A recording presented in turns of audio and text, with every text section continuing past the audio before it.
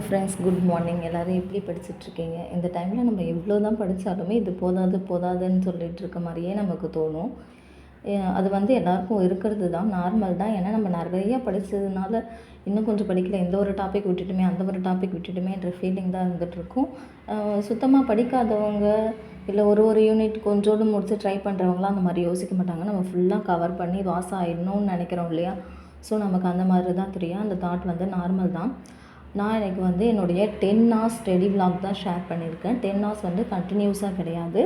ஒரு நாளைக்கே கண்டிப்பாக நான் 10 hours வந்து படிச்சிடுவேன். ஒரு சில டைம் வந்து அது வந்து 12 hours கூட மாறும்.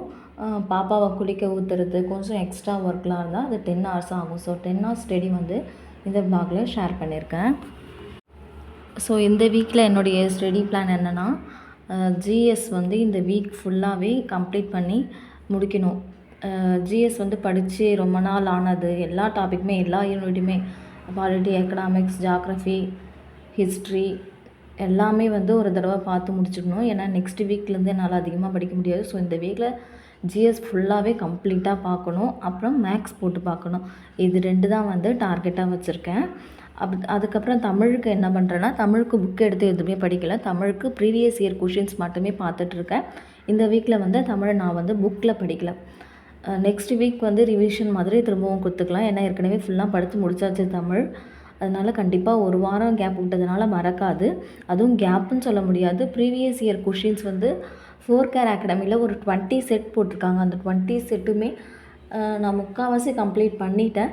அதுக்கப்புறம் நேற்று வந்து ஒரு வீடியோ போட்டிருந்தாங்க, டாப் 500 கொஷின்ஸ் தமிழ்ன்ற மாதிரி போட்டிருந்தாங்க. அதுவுமே வந்து பார்த்துக்கிட்டு இருப்பேன் நடுவில். அதுக்கப்புறம் கரண்ட் அஃபேர்ஸும் பார்த்துட்ருக்கேன். என்னுடைய ஸ்டடி vlogல நேற்று என்ன படிக்க ஸ்டார்ட் பண்ணேன்னா, மார்னிங் 9:30க்கு வந்து ஜிஎஸ்சில் ஐஎன்எம் தான் படிக்க ஸ்டார்ட் பண்ணேன். ஐஎன்எம் வந்து 10th ஐஎன்எம் 10th லாஸ்ட்டாக 5 யூனிட் இருக்கு இல்லையா, அந்த 5 யூனிட்டு தான் படிக்க ஸ்டார்ட் பண்ணேன். என்கிட்ட வந்து ஹேண்ட் ரிட்டன் நோட்ஸ் ஏற்கனவே இருக்குது. அதையும் வச்சுக்கிட்டு இந்த ஒன்லைனரும் வச்சு கம்பேர் பண்ணி தான் படிச்சுட்டு இருந்தேன். ஸோ ப்ரீவியஸ் இயர் கொஷின்ஸ் இருந்தாலும் நான் அதிலே அந்த ஒன்லைனர்லேயே நோட் பண்ணி வச்சுருப்பேன். ஏற்கனவே படிக்கும் போது அதை மட்டும் ரவுண்ட் பண்ணி இம்பார்ட்டன்ட் சொல்லிவிட்டு நோட் பண்ணி வச்சுருக்கேன். ஸோ இது எல்லாத்தையுமே கம்ப்ளீட் பண்ணிவிட்டு திரும்பவும் ஒரு தடவை வீடியோஸ் எடுத்து பார்ப்பேன். ஸோ நேற்று வந்து ஃபுல்லாகவே ஐஎன்எம் தான் பார்த்தேன். ஐஎன்எம் அப்புறம் மேக்ஸுக்கு என்ன பண்ணுறேன்னா, கிருஷோபா அகாடமியில் மேக்ஸ் லைவ் டெஸ்ட்டு போட்டிருக்காங்க இல்லையா, அந்த டெஸ்ட்டு எடுத்து வச்சு லைவ் டெஸ்ட்டு ஒரு டெஸ்ட்டுக்கு 15 கொஷின்ஸ்னு சொல்லிட்டு போட்டிருக்காங்க. அதில் வந்து டே 5 வரைக்கும் போட்டிருக்காங்க. அதில் ஒவ்வொரு டேவாக எடுத்து கம்ப்ளீட் பண்ணிகிட்ருக்கேன். சம்டைம்ஸ் எனக்கு தூக்கம் வர மாதிரி இருக்குது, டல்லாக இருக்குது, அந்த மாதிரி இருந்துச்சுன்னா தூக்கம் வர டைமில் வந்து நான் மேக்ஸ் எடுத்து போட்டு பார்ப்பேன். மேக்ஸ் எடுத்து போட்டோன்னா கொஞ்சம் நமக்கு சுறுசுறுப்பாகிடும் இல்லையா? ஸோ அந்த டைமில் மேக்ஸ் எடுத்து போட்டு பார்த்துட்ருப்பேன். அதுக்கப்புறமா ரொம்ப படிக்கவே மூடு இல்லை, பாப்பா வந்து தூக்கி வச்சிட்ருக்க சொல்கிறா, அந்த மாதிரி டைமில் வந்து டிவியை போட்டுவிட்டு டிவியில் வந்து தமிழ் கொஷின்ஸ் வந்து போட்டுட்ருப்பேன். அதை வந்து காதால் கேட்டுட்டு அவங்க டெஸ்ட்டு சொல்கிறதுக்கு ஆன்சர் போட்டுட்டு கரெக்ட் ஆன்சர் என்னன்னு சொல்லி பார்த்துக்கிட்டு இருப்பேன். அப்புறம் வந்து எனக்கு தமிழ் வந்து ஃபுல்லாகவே கம்ப்ளீட் பண்ணிட்டேன். 11th 12th தமிழ் வந்து ஓரளவுக்கு படிச்சிருக்கேன். ஃபுல்லாக ரொம்ப டீப்பாக படிக்கல, ஓரளவுக்கு படிச்சிருக்கேன். ஸோ லாஸ்ட் வீக் டெஸ்ட்டு போடும்போது ஒரு வழியாக 90 கொஷின்ஸ் வந்து வந்துருச்சு. கரெக்ட் ஆன்சருக்கு 90 கொஷின்ஸ் வந்துருச்சு. ஸோ எக்ஸாமுக்குள்ளே நான் நிறைய கொஷின் பேப்பர் பார்க்குறேன். இன்னொரு தடவை ரிவிஷன் பண்ணும்போது கண்டிப்பாக 95 அபோவ் தாண்டும்னு எனக்கு கான்ஃபிடென்ஸ் இருக்குது. அதுக்கப்புறம் மேக்ஸுமே எனக்கு தெரிஞ்சு ஆன்சர் கரெக்டாக போடுறது 20 கொஷின்ஸ் வந்து கரெக்டாக போடுறேன்.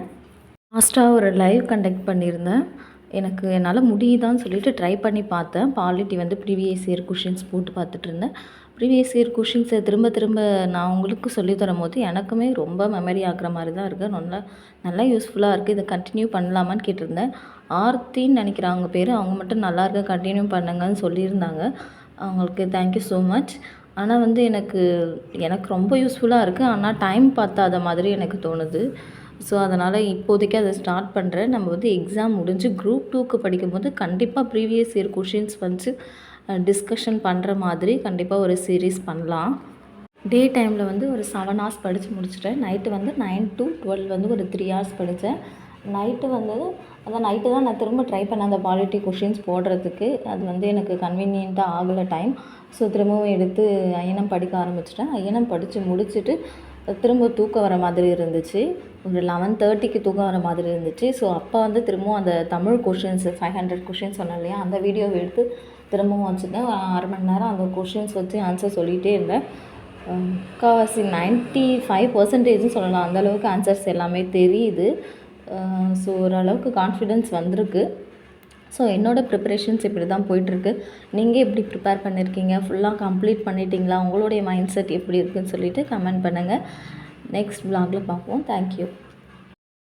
டெலகிராம் சேனல் லிங்க் டிஸ்கிரிப்ஷனில் கொடுக்குறேன். எல்லோரும் ஜாயின் பண்ணிக்கோங்க. உங்களுடைய டவுட்ஸ் எதுவாக இருந்தாலும் டெலகிராமில் சேட் பண்ணுங்கள். முன்னாடியே நான் ஒரு சேனல் க்ரியேட் பண்ணியிருந்தேன். அதில் எல்லாருமே சேட் பண்ண முடியாத மாதிரி இருந்தது. அட்மிட் மட்டும்தான் மெசேஜ் போடுற மாதிரி இருந்தது. ஏன்னு தெரியல.